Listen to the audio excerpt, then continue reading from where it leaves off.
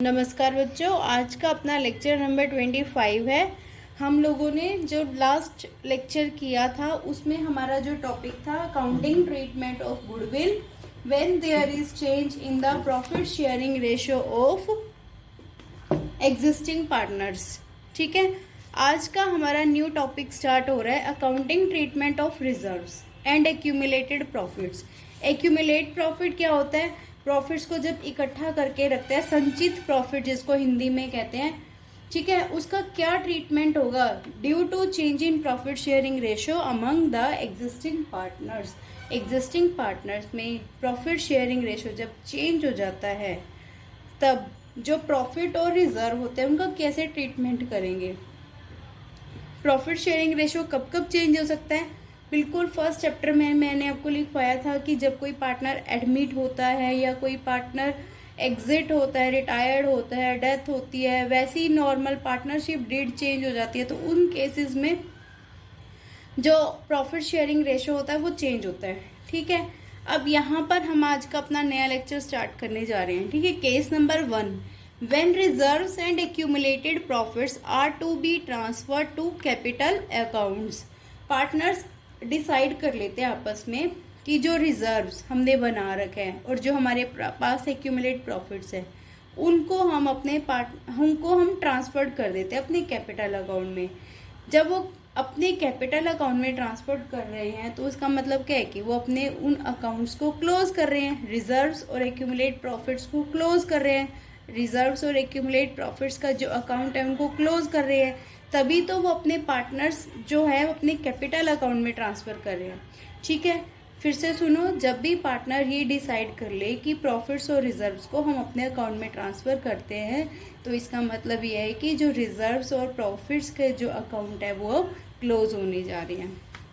ठीक है, अब रिजर्व्स और प्रॉफिट्स जब भी ट्रांसफ़र होगा तो क्या जर्नल एंट्री होगी? डिस्ट्रीब्यूशन ही होगा। जब भी प्रॉफिट ट्रांसफ़र होगा डिस्ट्रीब्यूशन होगा।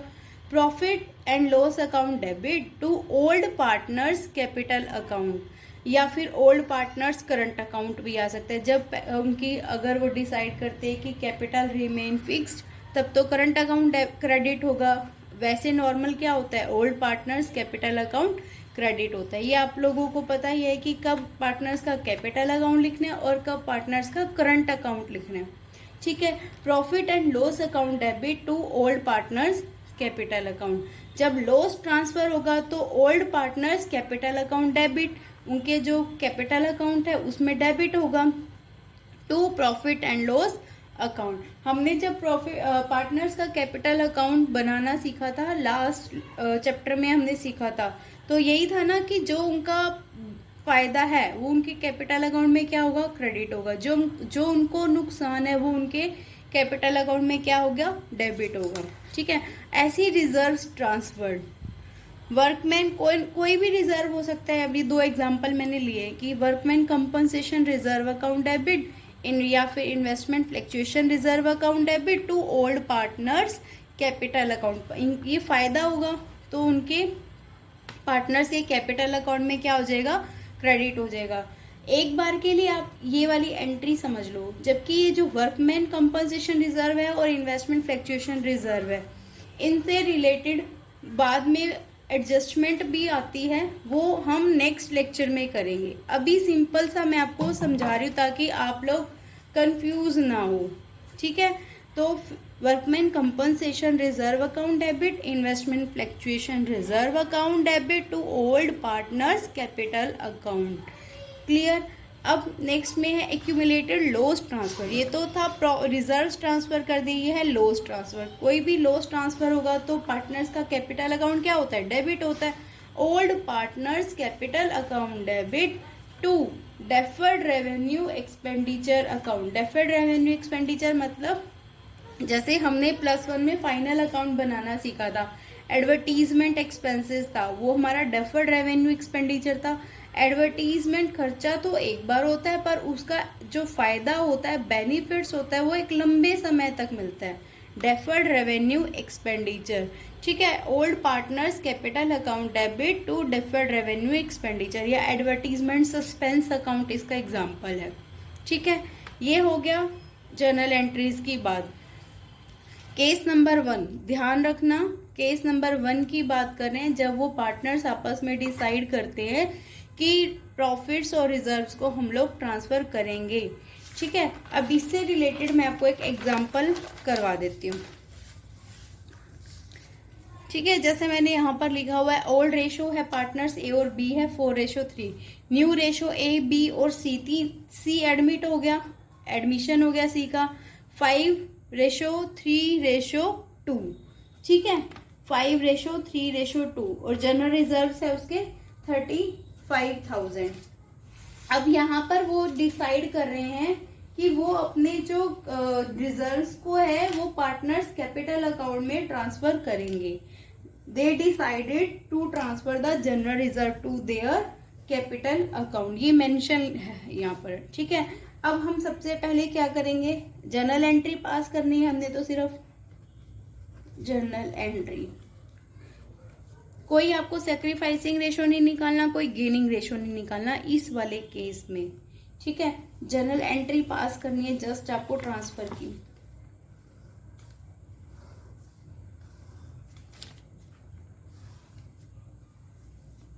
ये डेट का column, particulars, LF, debit amount and credit amount.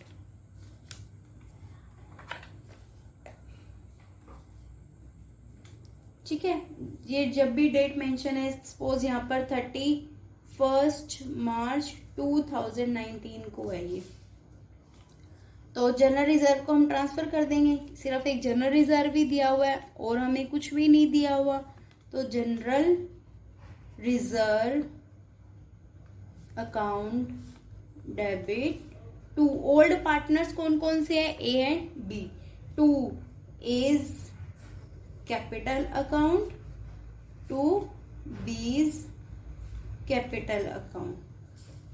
Amount कितनी कितनी आएगी, जनरल रिजर्व टोटल कितना है 35,000। ओल्ड पार्टनर्स ओल्ड रेशो 4:3, 35,000 का जब हम ए का रेशो निकालेंगे तो 35,000 मल्टीप्लाई बाय 4 डिवाइड बाय 7, ये मैंने आपको पहले बता ही रखा है, तो ये अमाउंट आ गया 20,000। ऐसे ही 3 का निकालेंगे बी पार्टनर का, तो ये आ जाएगा 15,000। क्लियर। अब यहाँ पर आपको नरेशन में क्या लिखना है, जनरल रिजर्व ट्रांसफर,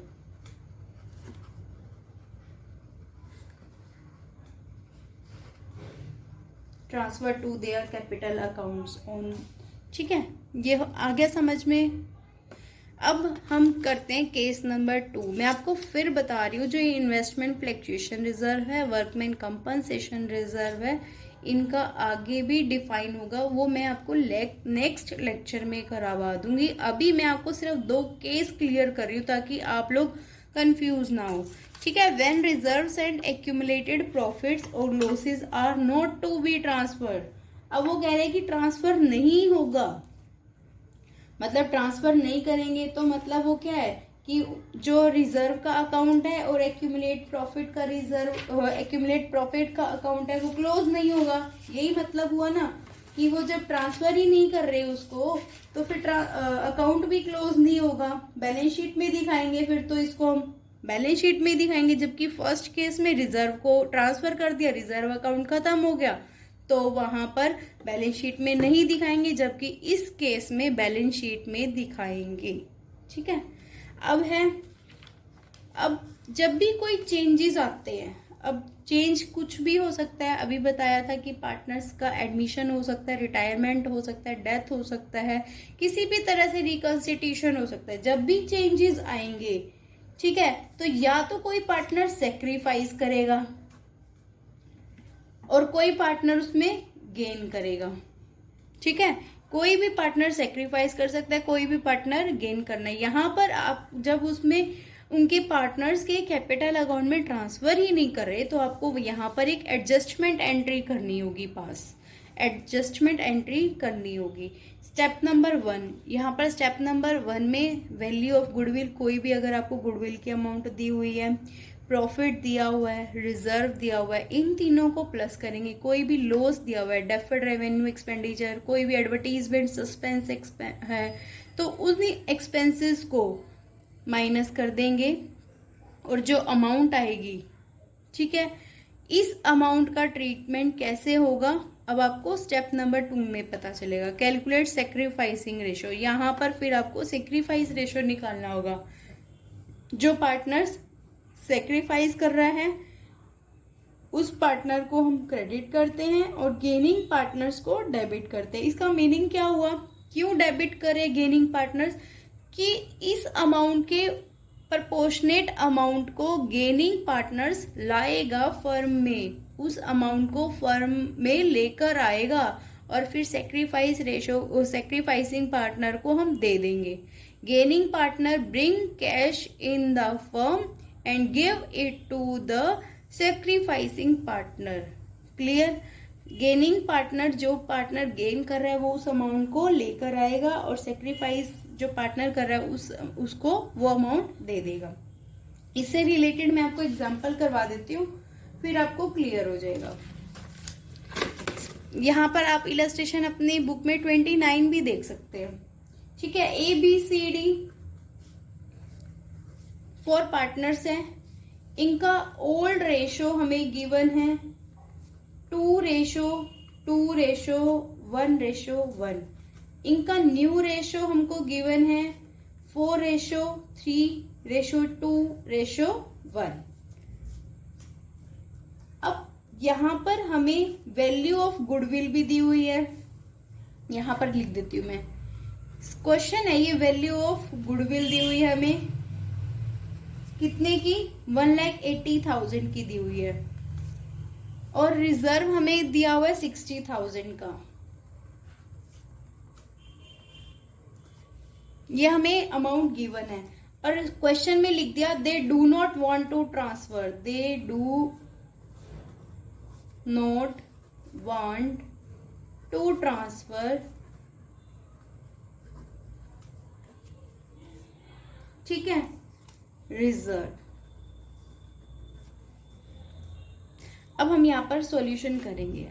ये तो एग्जाम्पल हमें गिवन था, सॉल्यूशन में देखो सबसे पहले स्टेप 1 में हमने क्या करना है, value of goodwill 1,80,000, reserve 60,000, total कर दिया 2,40,000, ठीक है।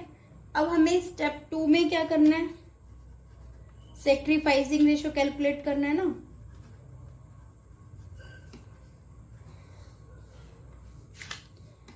Sacrificing ratio old ratio minus new ratio, ठीक है। ए का अगर हम निकाले तो 2 + 2 + 1 + 1 ही हो गया। ओल्ड रेशो 2/6 माइनस 4 और 3 7, 2 9 और 1 10, 4/10, ये आ जाएगा इसका 2/30। ये कर रहा है गेन, निकाल लेना, ठीक है। ऐसे ही 2/6 माइनस 3/10, ये आ गया 1/30, ये कर रहा है सेक्रीफाइस।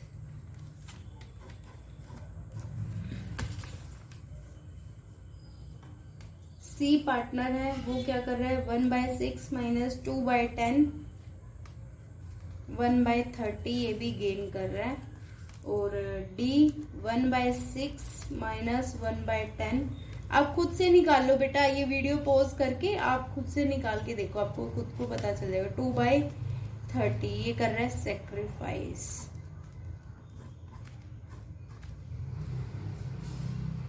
क्लियर। अब हमने जर्नल एंट्री पास करनी है।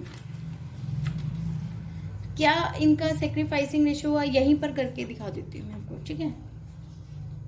जो जर्नल एंट्री है, सेक्रीफाइसिंग पार्टनर्स को क्या करते हैं, क्रेडिट करते हैं, गेनिंग पार्टनर्स को क्या करते हैं, डेबिट करते हैं। तो गेन कौन कौन कर रहा है, ए कर रहा है और सी कर रहा है। तो A's capital account debit, C's capital account debit. Amount क्या लिखेंगे, ए की है 2/30, 2,40,000 का 2/30 करेंगे तो ये आ जाएगा इसका 16,000। ऐसी सी का करेंगे 1/30 करेंगे। 2,40,000 हमने निकाला था ना अमाउंट, 2,40,000 मल्टीप्लाई बाय 1/30 ये आ जाएगा 8,000। और जो सेक्रीफाइस कर रहे हैं हम उनको क्रेडिट करेंगे to B's capital account, to D's capital account. B का रेशो क्या है 1/30, तो 8,000 एंड 16,000। जर्नल एंट्री पास कर दी है, ठीक है। अब मैंने आज इसको पूरा सम अप करके बताती हूँ। आज का हमारा जो टॉपिक था वो था कि हम लोग कैसे ट्रीटमेंट करते हैं रिजर्व्स का और एक्यूमुलेट प्रॉफिट्स का। उसमें 2 केस थे। अगर पार्टनर्स को फायदा है तो उनके कैपिटल अकाउंट में क्रेडिट कर दो, अगर पार्टनर्स को नुकसान है तो उनके कैपिटल अकाउंट में डेबिट कर दो। केस 1 में कह रहा था कि they want to transfer reserve in the partners capital account. Case 1 में जब उन्होंने ट्रांसफर किया तो हमने जर्नल एंट्री कर दी। केस 2 में they do not want to transfer, वो ट्रांसफर नहीं करना चाहते तो हमने एडजस्टमेंट एंट्री पास करनी है। एडजस्टमेंट एंट्री पास करने के लिए 2 स्टेप्स थे। स्टेप 1 में आपको अमाउंट निकालनी है, स्टेप 2 में आपको सेक्रीफाइसिंग रेशो निकालना है। क्लियर? और फिर उसके बाद आपको जर्नल एंट्री पास करनी है। Okay, thank you for watching the video.